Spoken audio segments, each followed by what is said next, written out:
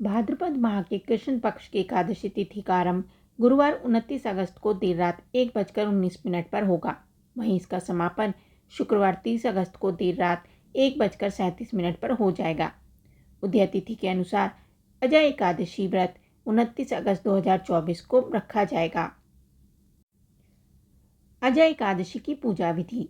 अजय एकादशी के दिन सुबह स्नान कर पीले वस्त्र धारण करें। भगवान विष्णु के सामने व्रत का संकल्प लें। इसके बाद मंदिर को साफ करें। पूरे घर में गंगा जल छिड़कें। एक वेदी पर भगवान विष्णु और देवी लक्ष्मी की प्रतिमा स्थापित करें। भगवान का पंचामृत से अभिषेक करें। पीले फूलों की माला अर्पित करें। हल्दी या फिर गोपी चंदन का तिलक लगाएं। पंजीरी और पंचामृत का भोग लगाएं। पूजा में तुलसी के पत्ते अवश्य शामिल करें। आरती से पूजा का समापन करें। पूजा में हुई गलतियों के लिए क्षमा मांगे। अगले दिन पूजा पाठ के बाद अपने व्रत का पारण करें। अजय एकादशी व्रत की कथा। कुंती पुत्र युधिष्ठिर कहने लगे कि हे भगवान, भाद्रपद कृष्ण एकादशी का क्या नाम है? व्रत करने की विधि और इसके महत्व के बारे में कृपा करके बताइए। मधुसूदन कहने लगे कि इस एकादशी का नाम अजा है। यह सब प्रकार के समस्त पापों का नाश करने वाली है। जो मनुष्य इस दिन भगवान ऋषिकेश की पूजा करता है उसको वैकुंठ की प्राप्ति होती है। चलिए जानते हैं इस कथा के बारे में। प्राचीन काल में हरिश्चंद्र नामक एक चक्रवर्ती राजा राज्य करता था। उसने किसी कर्म के वशीभूत होकर अपना सारा राज्य व धन त्याग दिया। साथ ही अपनी स्त्री, पुत्र तथा स्वयं को भी बेच दिया। वह राजा चांडाल का दास बनकर सत्य को धारण करता हुआ मृतकों के वस्त्र ग्रहण करता रहा, मगर किसी प्रकार से सत्य से विचलित नहीं हुआ। कई बार राजा चिंता के समुद्र में डूबकर अपने मन में विचार करने लगता कि मैं कहाँ जाऊं, क्या करूं जिससे मेरा उद्धार हो। इस प्रकार राजा को कई वर्ष बीत गए। एक दिन राजा इसी चिंता में बैठा हुआ था कि गौतम ऋषि आ गए।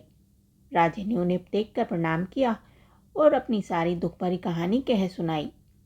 ये बात सुनकर गौतम ऋषि कहने लगे कि हे राजन, तुम्हारे भाग्य से आज से 7 दिन बाद भाद्रपद कृष्ण पक्ष की अजा नाम की एकादशी आएगी। तुम विधि पूर्वक उसका व्रत करो। गौतम ऋषि ने कहा कि इस व्रत के पुण्य प्रभाव से तुम्हारे समस्त पाप नष्ट हो जाएंगे। इस प्रकार राजा से कहकर गौतम ऋषि उसी समय अंतर्ध्यान हो गए। राजा ने उनके कथनानुसार एकादशी आने पर विधि पूर्वक व्रत व जागरण किया। इस व्रत के प्रभाव से राजा के समस्त पाप नष्ट हो गए। स्वर्ग से बाजे बजने लगे, फूलों की वर्षा होने लगी। उसने अपने मृतक पुत्र को जीवित और अपनी स्त्री को वस्त्र तथा आभूषणों से युक्त देखा। व्रत के प्रभाव से राजा को पुनः उनका राज्य मिल गया और अंत में वे अपने परिवार के साथ स्वर्ग की ओर चले गए। हे राजन, यह सब अजय एकादशी के प्रभाव से ही हुआ।